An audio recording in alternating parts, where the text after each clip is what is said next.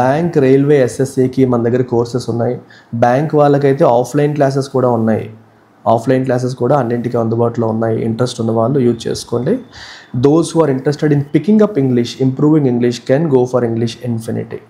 దీని ద్వారా మీరు మీ స్కోర్స్ ఇంప్రూవ్ చేసుకోవచ్చు కేవలం 999 రూపీస్కే. ఇవాళ ఎడిటోరియల్ టైటిల్ వచ్చేసి no ceasefire. Ceasefire అంటే యుద్ధాన్ని టెంపరీగా ఆపడం, కాల్పుల విరమణ అంటాం. ఓకే, సో కాల్పుల విరమణ, సీజ్ ఫైర్, యుద్ధాన్ని టెంపరీగా మనం సస్పెండ్ చేయడం. సో ఎవరి గురించి ఇది ఇండియా పాకిస్తాన్ గురించి కాదు, ఇజ్రాయిల్ హమాస్ గురించి కాదు, ఇది రష్యా యుక్రెయిన్ గురించి. ప్రపంచమంతా యుద్ధాలతో నిండిపోయింది. Russia is utilizing the deepening chasm among Ukraine's key allies. Ukraine యొక్క కీ అలైస్, అలైస్ అంటే ఫ్రెండ్స్ అంటే ఎవరు, యుఎస్, ఈ నేటో కంట్రీస్ ఇవన్నీ కూడా వాళ్ళ మధ్య గ్యాప్ వచ్చేసింది.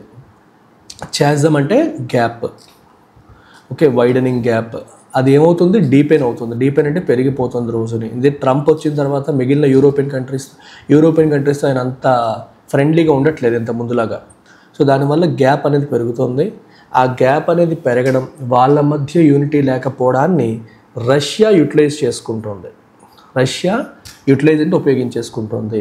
కీ అంటే ఇంపార్టెంట్, సిగ్నిఫికెంట్, ఎలై అంటే ఫ్రెండ్స్ అని అర్థం, చాసమ్ అంటే గ్యాప్ అని అర్థం.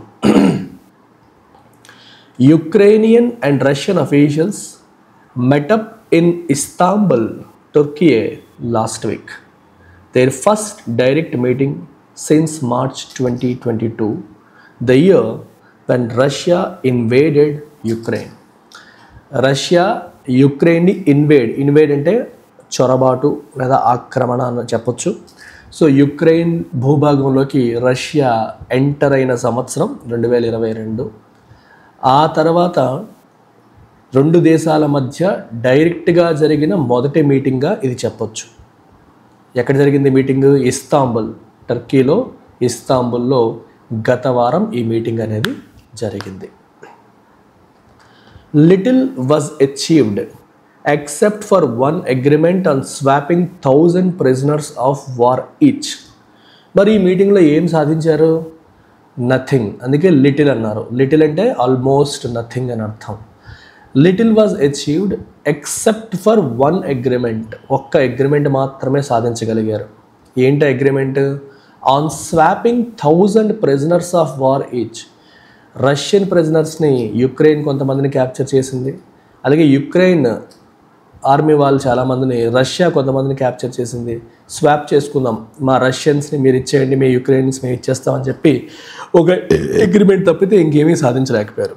The Ukrainian delegation rightfully complained that Moscow had made new and unacceptable demands. Ukrainian delegation అంటే ప్రతినిధి బృందం. డెలిగేషన్ అంటే అర్థం ఏంటంటే డెలిగేట్స్ అంటే ప్రతినిధులు, డెలిగేషన్ అంటే ప్రతినిధి బృందం, a group of delegates. Rightfully complaint చేశారు. ఏమని? That Moscow had made new and unacceptable demands. కొత్త డిమాండ్స్, అవి కూడా అన్యాక్సెప్టబుల్ డిమాండ్స్ తీసుకొస్తోంది, యాక్సెప్ట్ చేయలేని డిమాండ్స్ తీసుకొస్తుంది అని చెప్పేసి మనకి యుక్రెయిన్ కంప్లైంట్ చేయడం జరిగింది. Russia's posturing, however, seems to be a consequence of the dithering by Kyiv's key ally, the US. Russia యొక్క పాస్చరింగ్ అంటే how you project yourself, how you sit, how you project yourself, how you behave. Okay, అది it seems to be a consequence of the dithering by Kyiv's key ally the US. So US అనేది dithering అంటే అర్థం ఏంటమ్మా? విన్నారు ఎప్పుడైనా పదం? డిథర్, DITHER. డిథరింగ్ అంటే అర్థం ఏంటి? జనరల్గా ఏదన్నా విషయంలో if you are unable to make a decision, if you are indecisive, you say you are dithering. So US అనేది ఒక ఇండెసైసివ్గా ఉండడం, ఒక డెసిషన్ ఏవి సాలిడ్గా తీసుకోకపోవడం, అంటే యుక్రెయిన్కి పూర్తిగా సపోర్ట్ చేయాలా లేదా అనే విషయంలో ఒక క్లారిటీ లేకుండా ఉంది. అంతకుముందు జో బైడెన్ హయాంలో యుక్రెయిన్కి అన్కండిషనల్ సపోర్ట్ యుఎస్ ఇచ్చింది. ట్రంప్ వచ్చాక అటువంటి సపోర్ట్ ఇవ్వట్లేదు, అలాగని వదిలేయట్లేదు. సో యుఎస్ ఎప్పుడైతే పెద్దగా ఇన్వాల్వ్ అవ్వట్లేదో రష్యాకి ఇంకొంచెం బలం వచ్చేస్తుంది. ఎందుకంటే రష్యాని ఎదుర్కోగలిగే కెపాసిటీ ఉన్న కంట్రీస్ చైనా, యుఎస్ మాత్రమే. కాబట్టి చైనా ఎలాగో రష్యాకి వ్యతిరేకంగా వెళ్ళదు కాబట్టి యుఎస్ అనేది వీళ్ళకి సపోర్టివ్గా ఉన్నంత వరకు ఒక రకం. ఇప్పుడు యుఎస్ సపోర్ట్ ఉందా లేదా క్లారిటీ లేని పరిస్థితి ఉంది. సో దాని యొక్క కాన్సిక్వెన్సే రష్యన్ పోస్చరింగ్లో వచ్చిన డిఫరెన్స్. అంటే రష్యా ఇంకా అటువైపు యుఎస్ లేదు, అంత సపోర్టివ్గా లేదనే విషయం రష్యాకి అడిషనల్ ధైర్యాన్ని ఇచ్చింది. కాబట్టి ఇంకా కొత్త కొత్త డిమాండ్స్తో రష్యా వస్తుంది. కాన్సిక్వెన్స్ అంటే పర్యవసానం. In the run-up to the meeting, Kyiv, which has been on the back foot in the conflict, losing substantial territory in the east and reeling under failures such as the retreat from the Kursk offensive, had sought a 30-day ceasefire, an outcome that the US was also pushing. In the run-up to the meeting, so ఈ మీటింగ్కి ముందు రోజుల్లో, in the run-up to the meeting అంటే meeting జరగడానికి ముందు Kyiv అంటే మన Ukraine రాజధాని, which has been on the back foot in the conflict. ఈ కాన్ఫ్లిక్ట్లో ఆన్ బ్యాక్ ఫుట్ ఉంది అంటే వెనకబడి ఉంది. రష్యా కంటే వెనకబడి ఉంది. రష్యా కంటే వెనకబడి ఉంది. ఎవరు వెనకబడి ఉన్నారు?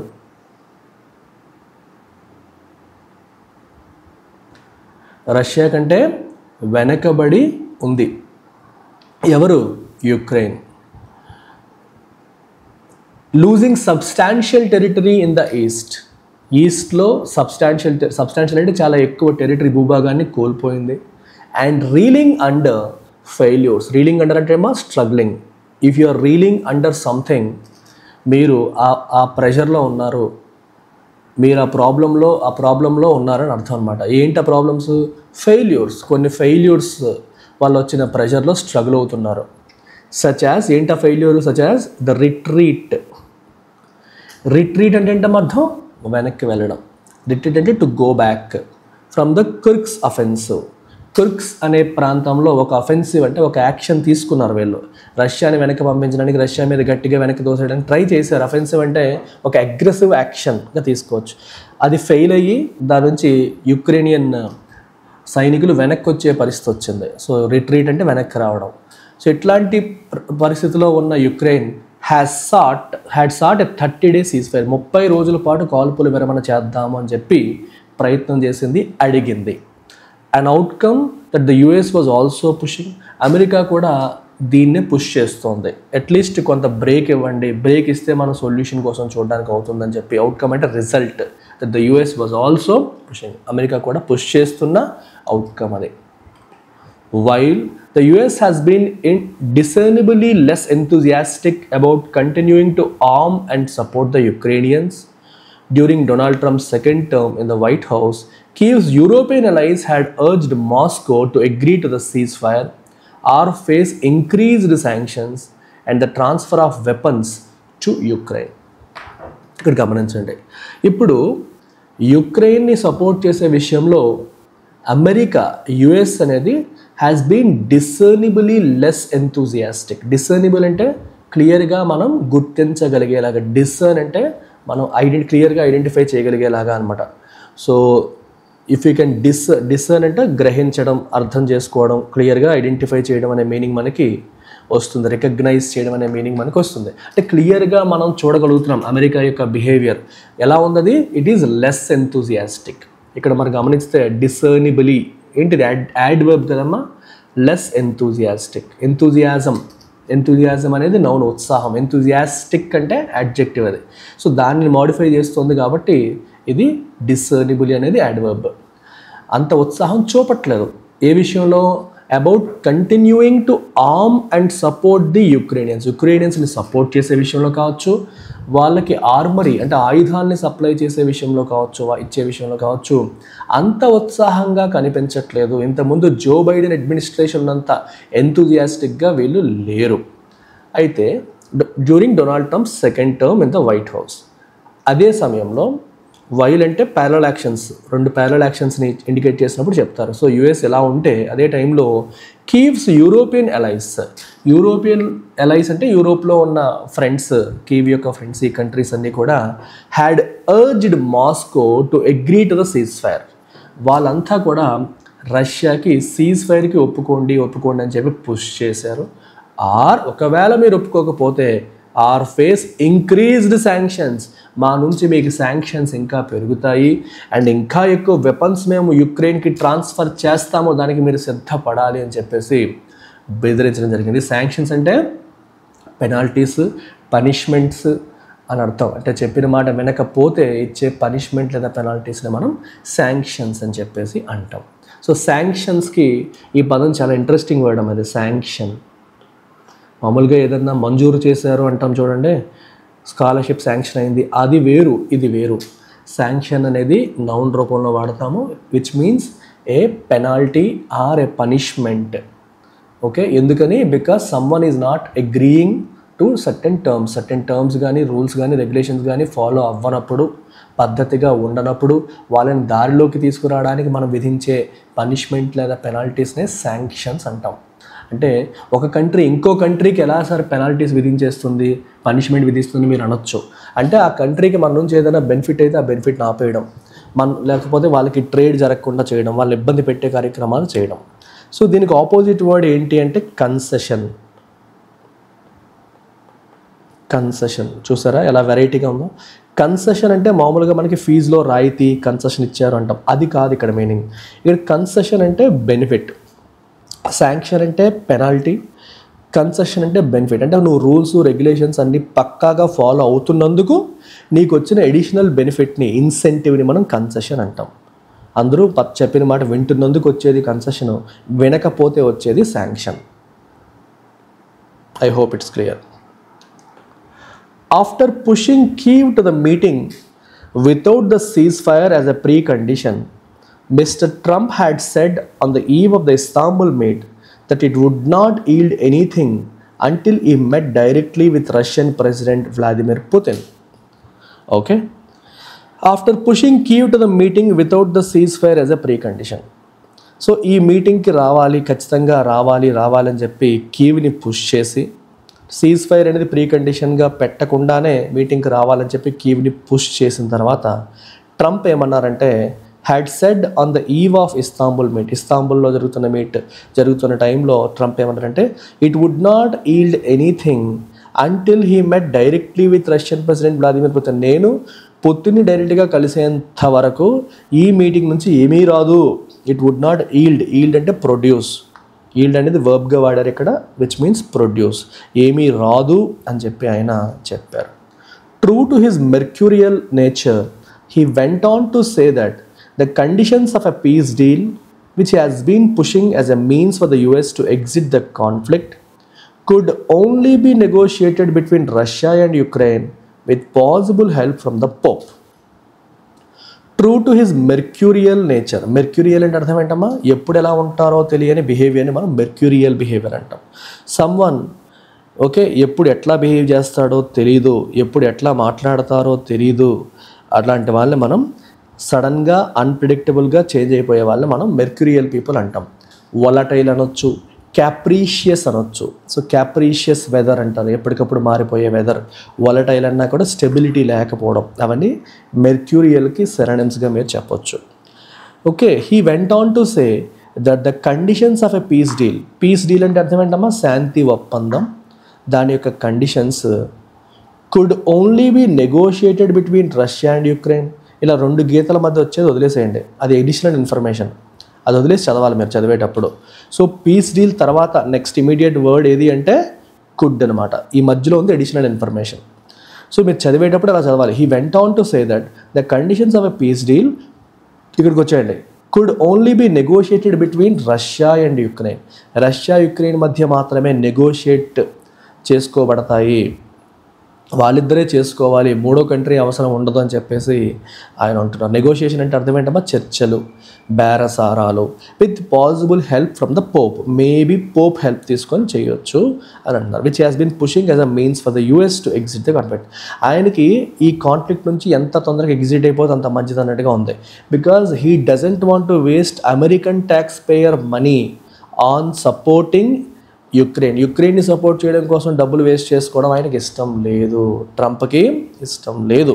సో వాళ్ళు కొట్టుకు తెస్తారు, నేను ఎందుకు లాస్ అవ్వాలనేది ట్రంప్ యొక్క ఉద్దేశం. ఎలాగోలా ఎగ్జిట్ అయిపోదామని చెప్పేసి ఆయన చూస్తున్నాడు. అందుకోసమే ఏదో ఒక రకంగా పీస్ డీల్ అనేది అయిపోవాలి, వాళ్ళు సైలెంట్గా ఉంటే కాన్ఫ్లిక్ట్ అయిపోతే మన పని మనం చేసుకోవచ్చు అనేది వాళ్ళ ఉద్దేశం. మీన్స్ అంటే అర్థం ఏంటమ్మా? మార్గం. ఇక్కడ మీన్స్ అంటే ఈ పదానికి మీనింగ్ ఏంటి అని అడుగుతారు చూడండి, ఆ మీనింగ్ కాదు. ఇక్కడ మీన్స్ అంటే మీనింగ్ ఏంటి? మీన్స్ అంటే మీనింగ్ ఏంటి? మీన్స్ అంటే మార్గం అని. సో మీరు ఎప్పుడైనా సరే ఈ పదం చాలా ఇంట్రెస్టింగ్ వర్డ్స్ ఇది గుర్తుపెట్టుకోండి. ఎథిక్స్లో మనం మాట్లాడతాం మీన్స్ ఎండ్స్. ఎండ్స్ అంటే ఎండ్ లేదా ఎండ్స్ అంటే ఆబ్జెక్టివ్. మీ యొక్క ఆబ్జెక్టివ్ ఏంటి, మీ యొక్క గోల్ ఏంటి, ఇది మీ ఎండ్, ఇది మీ డెస్టినేషన్. అంటే ఫైనల్గా నువ్వేం సాధించాలనుకుంటున్నావో అనేది నీ ఎండ్ గోల్. ఎండ్ గోల్ అంటాం చూడండి, ఎండ్స్ అనమాట. మరి ఈ ఆబ్జెక్టివ్ లేదా గోల్ లేదా డెస్టినేషన్ సాధించడానికి నువ్వు ఎంచుకున్న మార్గమే మీన్స్. సో మీన్స్ అనేది మార్గం, it's a way, it's a path. ఎప్పుడైనా మీన్స్ అంటే అర్థం ఏంటమ్మా? మార్గము, పాత్, వే అని అర్థం. అంటే ఒక గోల్ అచీవ్ చేయడానికి ఒక మీన్స్, ఒక మార్గం అన్నట్టు. ఇక్కడేంటి, ఇక్కడ ఏ కాంటెక్స్ట్లో రాశారు? Has been pushing as a means. దేన్ని? పీస్ డీల్ని ఆయన ఒక మీన్స్గా, ఒక మార్గంగా పుష్ చేస్తున్నారు. దేనికి? గోల్ ఏంటి, ఎండ్ గోల్ ఏంటి? For the US to exit. ఈ కాన్ఫ్లిక్ట్ నుంచి అమెరికా ఎగ్జిట్ అవ్వడం కోసం, అది ఆయన ఆబ్జెక్టివ్. ఆ ఆబ్జెక్టివ్ ఫుల్ఫిల్ చేయడం కోసం పీస్ డీల్ని ఒక మార్గంగా ఆయన చూస్తున్నారు. ఎమిడ్ అంటే in the middle of. Amid అంటే అర్థం ఏంటి? In the middle of.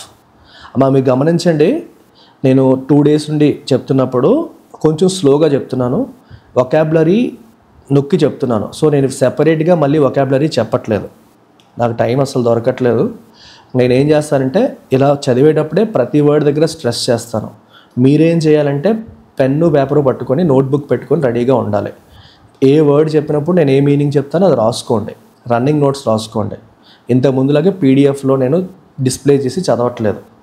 And కొన్నింటికి మధ్య మధ్యలో సినోనిమ్స్ యాంటమ్స్ కూడా ఆ సందర్భానికి తగ్గట్టు చెప్తూ ఉంటాను, న్యాచురల్గా చెప్తుంటాను. మరి పీడిఎఫ్లో చూపించి మరి చెప్పడం నాకు కుదరట్లేదు, నేను చెప్పలేను. ఎమిడ్ అంటే ఇన్ ద మిడిల్ ఆఫ్, అంటే ఇవన్నీ జరుగుతున్న సమయంలో. ఎమిడ్ అంటే in the middle of this diplomatic uncertainty.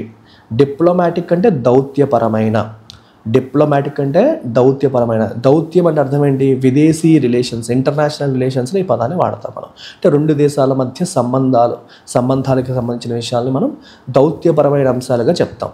So diplomatic uncertainty. Uncertainty అంటే అనిశ్చితి, అంటే lack of clarity. From Washington అంటే అమెరికా నుంచి ఈ విషయంలో ఎటువంటి క్లారిటీ కూడా లేని పరిస్థితిని మనం చూస్తున్నాము. సో ఈ పరిస్థితిని, ఎందుకంటే అమెరికా ఈ యుద్ధంలో యుక్రెయిన్కి సపోర్ట్ చేస్తుందా చేయదా అంటే పెద్ద క్లారిటీ లేని పరిస్థితి. ఒకప్పుడు ఖచ్చితంగా చేస్తుందని చెప్పగలిగే వాళ్ళం, ఇప్పుడు చెప్పలేని పరిస్థితిని మనం చూస్తున్నాము. చెప్పలేని పరిస్థితిని మనం చూస్తున్నాం. The Russians have shown no inclination to back down from their maximalist demands on rejecting security guarantees for Ukraine in the event of a truce and for its demilitarization. The Russians have shown no inclination to back down from their maximalist demands. Russians have shown no inclination. Inclination అంటే అర్థం ఏంటమ్మా? No tendency, no interest. అటువైపు వాళ్ళు interest చూపట్లేదు. For example I'm inclined towards this అంటే నేను దానిపైన ఎక్కువ ఇంట్రెస్ట్ చూపుతున్నాను, దానికి ఎక్కువ ప్రయారిటీ ఇస్తున్నాను అర్థం ఏదైనా విషయానికి. For example I'm more inclined to solving quant than reading English. అంటే ఇంగ్లీష్ చదవడం కంటే కూడా క్వాంట్ చేయడానికి నేను ఎక్కువ ఇంట్రెస్ట్ చూపుతానని అర్థం. So Russians have shown no inclination to back down from their maximalist demands. అంతా మాకే కావాలి అనుకునే అప్రోచ్ని మనం మ్యాక్సిమలిస్ట్ అప్రోచ్ అంటాం.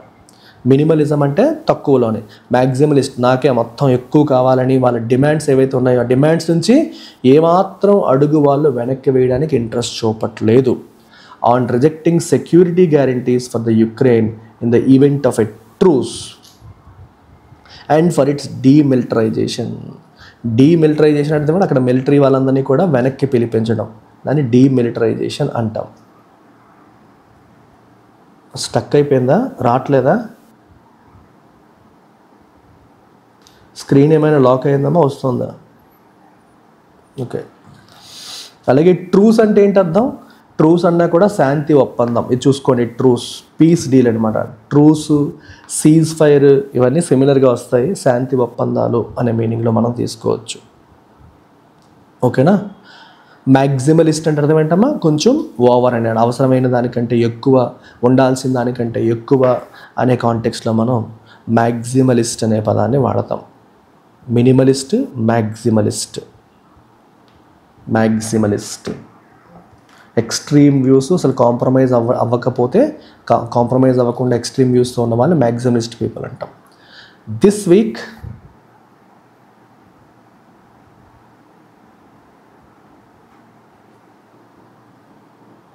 స్క్రీన్ ఏమైనా మీకు కనిపిస్తోందా?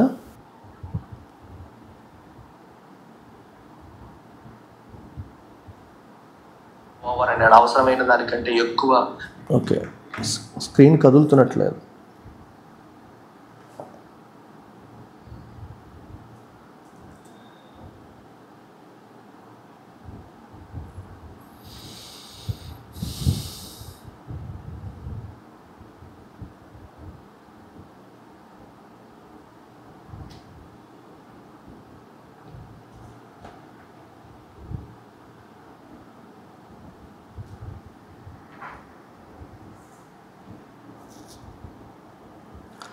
Yeah.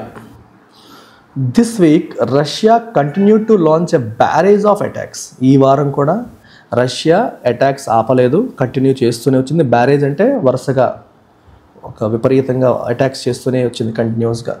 Kyiv did manage to rally its European allies to support it militarily while imposing fresh sanctions on Russia. Kyiv did manage to rally its European allies. European allies అందరినీ కూడా rally చేయడంలో, okay, it was able to manage to rally అంటే to pull them behind, వాళ్ళందరినీ తన వైపు తీసుకురాగలిగింది మిలిటరీగా support చేయడానికి. While imposing fresh sanctions, Russia పైన ఫ్రెష్ శాంక్షన్స్ కూడా ఇంపోజ్ చేసేలా కూడా చేయగలిగింది. But the Ukrainian regime's precarity in its eastern regions is evident. Precarity అంటే being in a dangerous position, అదొక డేంజరస్ సిచ్యువేషన్లో, ప్రికేరియస్ సిచ్యువేషన్లో ఉంది.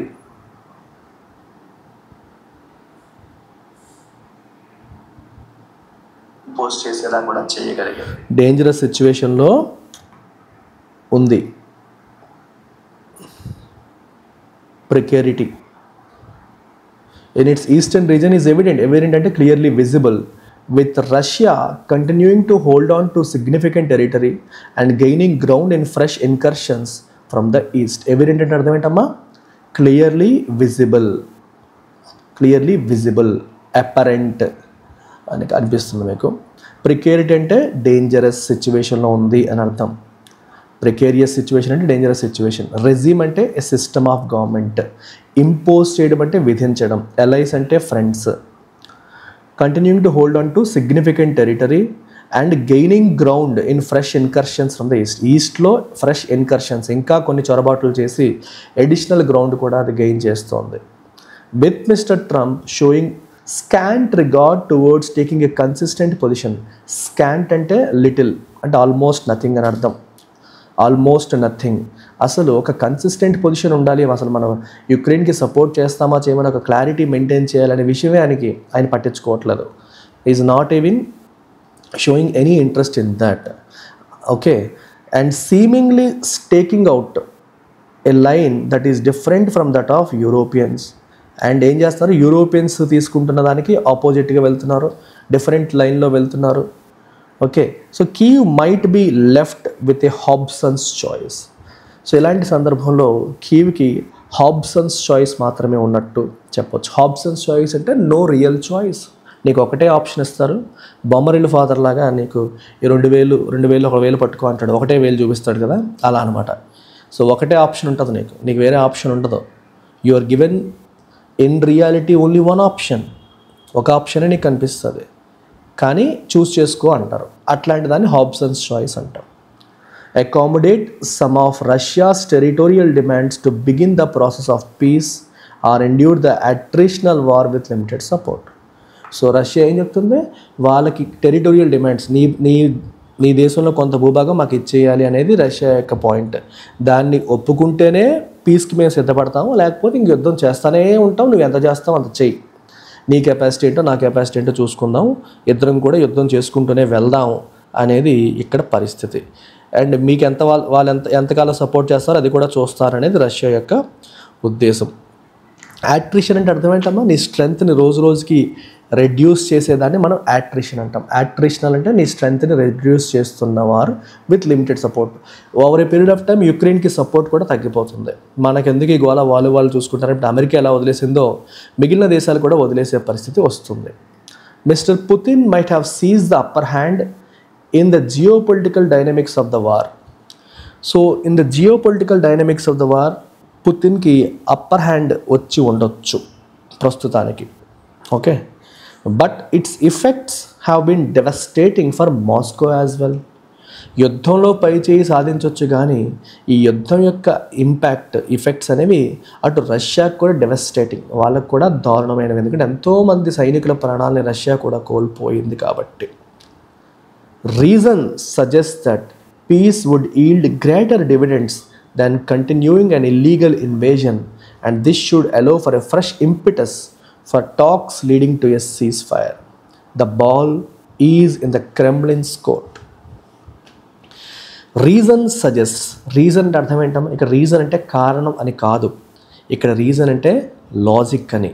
అంటే లాజిక్ మన బ్రెయిన్తో మనం ఉపయోగించే లాజికల్ థింకింగ్ ఏం సజెస్ట్ చేస్తుంది, peace would yield greater dividends. Peace అనేది మనకి డివిడెండ్స్ అంటే బెనిఫిట్స్, ఓకే, ఈల్డ్ అంటే ప్రొడ్యూస్, అంటే యుద్ధం కన్నా కూడా శాంతి మనకి ఎక్కువ బెనిఫిట్స్ ఇస్తుంది than continuing and illegal invasion. ఇల్లీగల్గా, ఓకే, చట్ట వ్యతిరేకంగా మీరు ఇలా ఇన్వేజన్ ఆక్రమణ చేసేదానికంటే కూడా శాంతి కోసం వెళ్తేనే మనకి ఎక్కువ బెనిఫిట్స్ వస్తాయి అనే విషయాన్ని అర్థం చేసుకోవాలి. And this should allow for a fresh impetus. Impetus అంటే ఒక పుషింగ్ ఫోర్స్, ఇంపిటస్ అంటే మనల్ని ముందుకు నడిపించే ఒక ఫోర్స్ అనమాట. A force, something that pushes you forward for a talks. Talks అంటే చర్చలు, leading to a ceasefire. Okay, సీజ్ ఫైర్కి దారి తీసేలాగా ఈ చర్చలకి ఇది అంటే శాంతి అనేది మనకి ఎక్కువ హెల్ప్ చేస్తుందనే విషయాన్ని మనం రియలైజ్ అయితే అప్పుడు సీజ్ ఫైర్ వైపు అడుగు వేయడానికి అవకాశాలు లభిస్తాయి. The ball is in the Kremlin's court.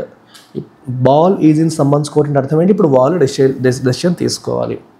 ఇద్దరి మధ్య ఒక డిస్కషన్ అవుతున్నప్పుడు నేను చెప్పాల్సింది చెప్పేశాను, ఇప్పుడు నెక్స్ట్ నువ్వే చెప్పాలి అన్నప్పుడు ఏమంటారు, the ball is in your court. నేను చెప్పేశాను, ఇప్పుడు నువ్వే చెప్పాలి, ఇప్పుడు నువ్వే చెయ్యాలి అనేది ఉద్దేశం.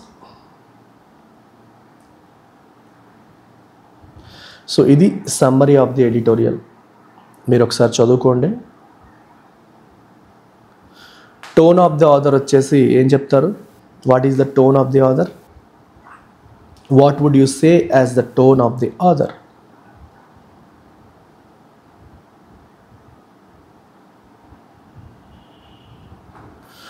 Definitely critical and concerned.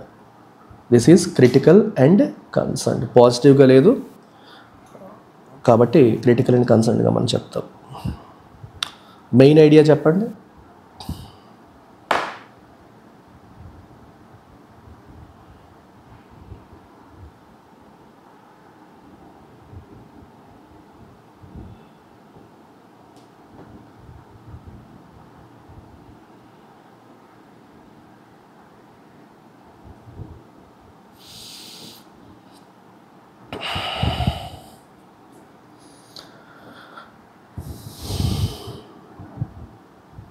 The ongoing war in Ukraine is being prolonged due to weakened international consensus and inconsistent support, particularly from the US.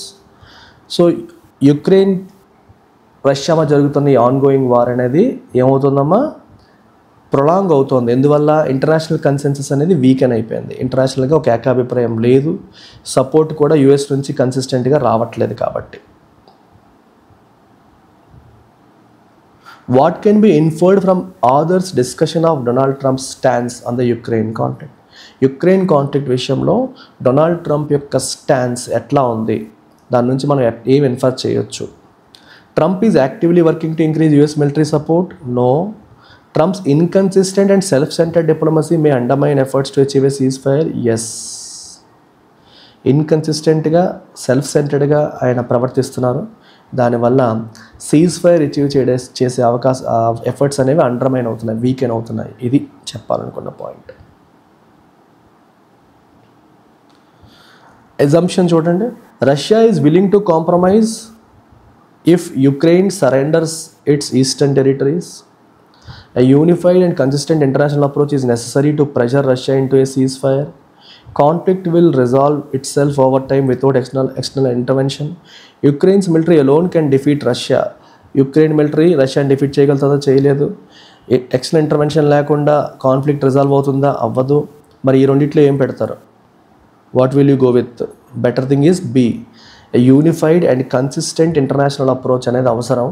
అప్పుడే రష్యాని సీజ్ ఫైర్కి ఒప్పించగలుగుతాము. ఎందుకంటే కొన్ని దేశాలు కన్సిస్టెంట్గా ఉంటున్నాయి, కొన్ని దేశాలు కన్సిస్టెంట్గా ఉండట్లేదు. అమెరికా కన్సిస్టెంట్గా ఉండకపోవడం వల్ల ఈ ప్రాబ్లం వస్తుంది అనేది అదర్ పాయింట్.